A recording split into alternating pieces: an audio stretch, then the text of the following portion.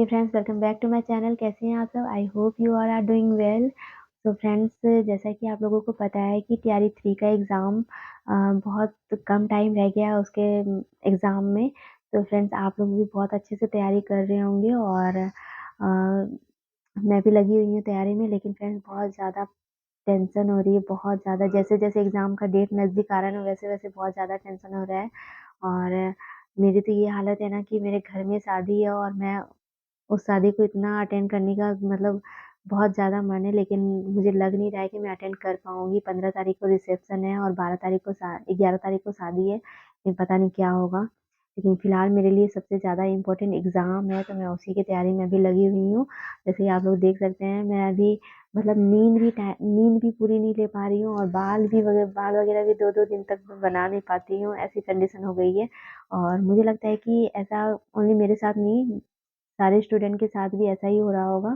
और फ्रेंड्स, कोई नहीं, 15 दिन की बात है, 15 दिन हम अच्छे से मेहनत कर लें। 15-20 दिन की बात है, 20 दिन भी नहीं, 9 तारीख से बोला गया है, 9 से 17 के बीच में एग्ज़ाम हो जाएगा। अब चुनाव की वजह से हो सकता है आगे-पीछे हो डेट, बट जो डेट उन्होंने बोल रखा है, मैं तो वही सोच के तैयारी कर रही हूँ। और अब बहुत कम टाइम रह गया है फ्रेंड्स। तो मैं आप लोगों से कुछ ये बातें कर रही थी ना कि अ, अब लास्ट टाइम पे टॉपिक क्लियर करने में नहीं लगना चाहिए हमें। और जो भी मतलब सिलेबस था वो तो आप लोगों ने देख ही लिया था। और मैं अभी एंड टाइम पे कैसे तैयारी कर रही हूँ, ये मैं आप लोगों से शेयर करना चाह रही थी। और आप लोग भी मुझे बताइएगा कि ये सही है या नहीं है। और जैसे कि फ्रेंड्स, आप लोगों को पता है कि मेरा जो सब्जेक्ट है वो एसएसटी है, ठीक है? और एसएसटी में भी हिस्ट्री और पॉलिटी का कॉम्बिनेशन है।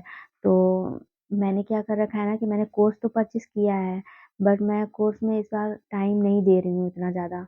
क्योंकि है ना, उसको ऑनलाइन वीडियो देखने का टाइम है नहीं अब हमारे पास, ठीक है? और बोर्ड पीडीएफ सोचती हूँ कि बोर्ड पीडीएफ से पढ़ के मतलब समझ जाऊँ, वो भी नहीं हो पा रहा है इस बार। क्योंकि है ना, इस बार पता नहीं कैसे ये सर पढ़ा रहे हैं, मुझे तो समझ में ही नहीं आ रहा है। और इस वजह से मैं ना इस बार बुक से ही अच्छे से पढ़ाई कर रही हूँ। और बुक तो मैंने आप लोगों को पहले भी बता रखा है कि मैं लूसेंट से पढ़ रही हूँ।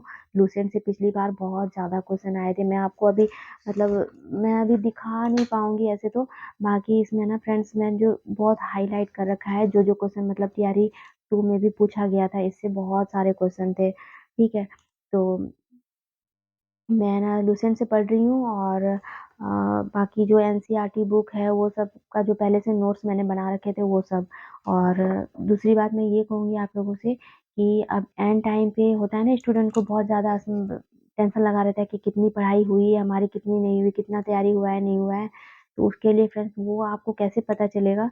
तो उसके लिए आप एक काम कर सकते हैं कि मतलब अ जो भी सिलेबस है, ठीक है? जैसे कि मेरा हिस्ट्री और पॉलिटी है, तो हिस्ट्री का जो मार्क्स आएगा वो हिस्ट्री 40 नंबर के आएँगे और पॉलिटी 40 नंबर के आएँगे, ठीक है?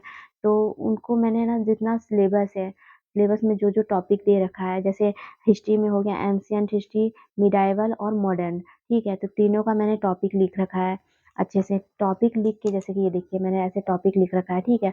और जो-जो टॉपिक मतलब क्लियर हो रखा है मेरा, वो टॉपिक में मैं अच्छे से राइट मार्क कर रही हूँ। इससे क्या पता चल जाता है कि हाँ, हमारा ये टॉपिक पूरे अच्छे से कंप्लीट हो गया है, ठीक है?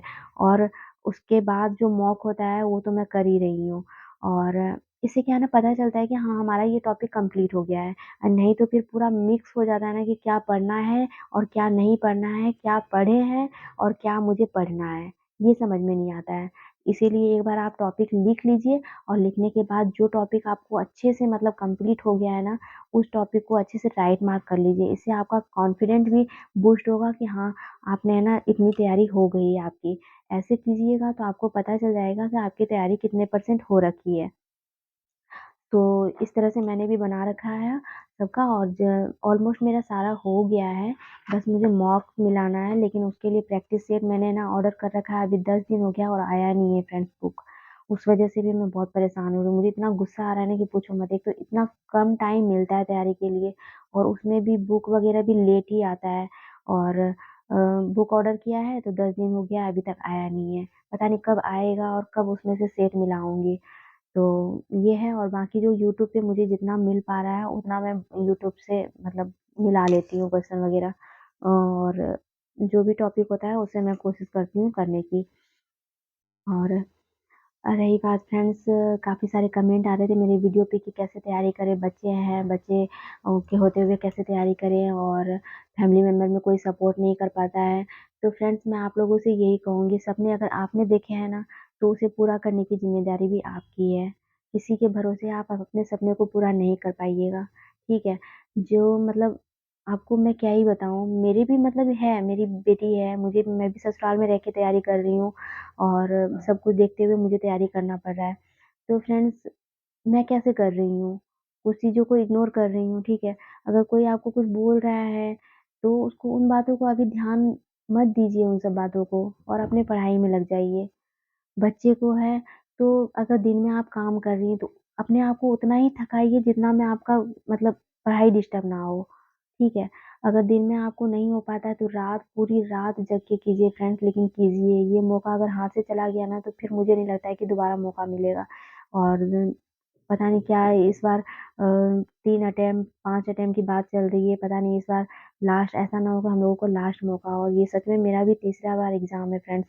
ये पहली बार में तो बीएड वालों को बाहर निकाल दिया था और दूसरी बार में मेरा 2 नंबर से नहीं हुआ और ये तीसरा बार है जो मैं ये एग्ज़ाम दूँगी। और इस बार फ्रेंड्स मैं खुद भी है ना बहुत ज़्यादा मतलब दिन-रात एक करके इसलिए पढ़ रही हूँ कि मुझे बस किसी भी हालत में सिलेक्शन चाहिए। और अगर इस बार नहीं हुआ ना, तो मैं सच में फ्रेंड्स मैं बहुत ज़्यादा टूट जाऊँगी, मैं आपको बता नहीं सकती, बहुत ज़्यादा। इसलिए बस ये है ना कि मैं ऐसा नहीं करना चाहती कि मैं 1 नंबर से रह गई, आधे नंबर से रह गई, ऐसा नहीं सोच रही हूँ मैं। बस मुझे सिलेक्शन लेना है तो लेना है। लेकिन ठीक है, सोच रही हूँ कि हाँ, लेना है, लेकिन इतना ज़्यादा प्रेशर ले लूँगी ना, तो अभी से ही घबराहट हो जाएगा और मैं एग्ज़ाम में अच्छा परफ़ॉर्म नहीं कर पाऊँगी, ये भी मैं समझ रही हूँ। इस वजह से वो सब नहीं सोच रही हूँ कि क्या होगा, नहीं होगा। बस हाँ, तैयारी अच्छे से कर रही हूँ और तैयारी में सोच रही हूँ कि कोई कमी नहीं रखूँ, है ना? जो भी मतलब पढ़ रही हूँ, अच्छे से पढूँ और रिवीज़न करते रहूँ। और आप लोगों से भी यही कहूँगी कि टॉपिक क्लियर करने के पीछे मत रहिए और ऐसा नहीं तो क्या होगा ना कि टॉपिक क्लियर करने में लगे रहिएगा और पता चलेगा कि जो हम आगे-आगे पढ़ते जा रहे हैं और पीछे से भूलते जा रहे हैं। तो फिर कोई मतलब नहीं रहेगी ऐसी पढ़ाई का, है ना? और एग्ज़ाम हॉल में जाइएगा और पता चलेगा कि लो ये तो मैं पढ़ी थी लेकिन मुझे इससे हुआ ही नहीं। वो इसलिए होता है फ्रेंड्स क्योंकि हम रिवीज़न नहीं करते हैं। इसलिए रिवीज़न पे आप ज़्यादा ध्यान दीजिए। जितना भी टॉपिक हो रखा है बस उसको बार-बार पढ़िए, ठीक है? हो सकता है उसी में से क्वेश्चन आ जाए, है ना? तो इन्हीं सब बातों का ध्यान रखिए और अच्छे से प्रिपरेशन कीजिए क्योंकि बहुत कम टाइम रह गया है। अब ऐसा इतना टाइम नहीं रहा है कि हम लोग टाइम वेस्ट कर सकें, है ना? तो बस अपने तैयारी को अच्छे से टाइम दीजिए और मतलब बहुत अच्छे से तैयारी कीजिए और सिलेक्शन लीजिए।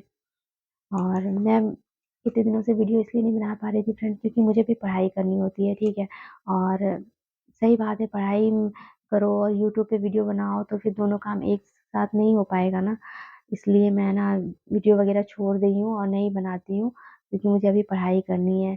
और अगर हो जाता है उसके बाद तो मैं आप लोगों से बहुत सारी बातें शेयर करूँगी, ठीक है? और सब कुछ बारीकी से बताऊँगी लेकिन फ़िलहाल वो सब तो बाद की बात है।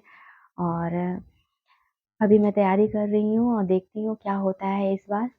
और सही बताऊँ ना फ्रेंड्स मैं ये सोच रही हूँ ना कि एग्ज़ाम डिले ना हो और क्योंकि पढ़-पढ़ के इतना ज़्यादा परेशान हो गई हूँ ना मैं भी ये सोच रही हूँ कि बस जल्दी से एग्ज़ाम हो और छुटकारा मिले इन सब चीज़ों से, है ना? तो बस एग्ज़ाम डिले ना हो, जिस डेट पे बोला गया है उस डेट पे एग्ज़ाम हो और रिज़ल्ट आए बस यही चाहती हूँ। अब क्या होगा नहीं होगा तो वो तो बाद की बात है ना? अपने हाथ में होता है मेहनत करना, तो बस मेहनत कर रहे हैं। और बाकी मैं सही बताऊँ ना फ्रेंड्स लूसेंट से आप लोग पढ़िए बहुत अच्छी बुक है, बहुत अच्छी बुक है और बहुत बारीकी से दी हुई है हर चीज़ और इसमें है ना सारे सब्जेक्ट आपका कंप्लीट हो जाएगा। मैं इसको बहुत अच्छे से पढ़ रही हूँ, सच में मुझे इस बार बहुत अच्छा लग रहा है क्योंकि मैं पिछली बार जो एग्ज़ाम दी थी ना, तो मुझे उससे बहुत कुछ पता चला कि लूसेंट से बहुत सारे क्वेश्चन आए थे, जो कि है ना कोचिंग में भी मतलब ऑनलाइन कोचिंग में भी नहीं पढ़ाया था, वो क्वेश्चन इसमें से आए थे। इस बार मैं इसलिए बुक से ज़्यादा ध्यान दे रही हूँ बुक पे और ऑनलाइन जो क्लास ले रखा है उसको तो मैं पता नहीं किसी दिन खोलती भी नहीं हूँ मैं, ओपन भी नहीं करती हूँ उसको। तो ठीक है फ्रेंड बहुत ज़्यादा लंबा वीडियो हो रहा है। रखती हूँ मैं, आप लोगों से मिलती हूँ, देखती हूँ कब मिलना होगा और आप लोग बस अच्छे से तैयारी कीजिए और मैं भी आप अच्छे से तैयारी करती हूँ, पढ़ाई करती हूँ, ठीक है? देखते हैं कब मिलना होता है। Bye and take care.